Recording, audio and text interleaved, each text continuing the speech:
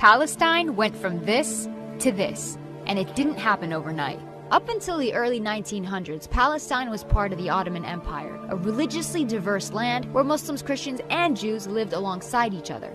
Then, things begin to change, with the start of the Zionist movement in Europe calling for the establishment of an independent Jewish state, ideally in Palestine. The first wave of European Jews start to immigrate.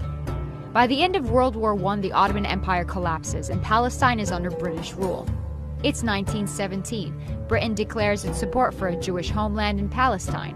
The number of Jewish settlers grow, fueling tensions between the Arabs and the Jews. The violence between the two sides caused Britain to bow out and let the UN take over. The UN approves of a plan to split Palestine into two states: Jewish Israel, Arab Palestine. The city of Jerusalem, which is sacred to Muslims, Christians, and Jews, is now a UN-controlled international zone. Jews accept the UN partition plan and declare independence as the State of Israel. But neighboring Arab countries object to the land takeover. This marks the beginning of the First Arab-Israeli War. Israel is victorious and makes a grab for the land intended for the Palestinian state under the UN. The land gets divided into three parts. Jordan occupies the West Bank and East Jerusalem, Egypt occupies Gaza, and the State of Israel takes 78% of historic Palestine, including West Jerusalem. 700,000 Palestinians become refugees as a result, and the day is remembered as al-Nakba, the catastrophe.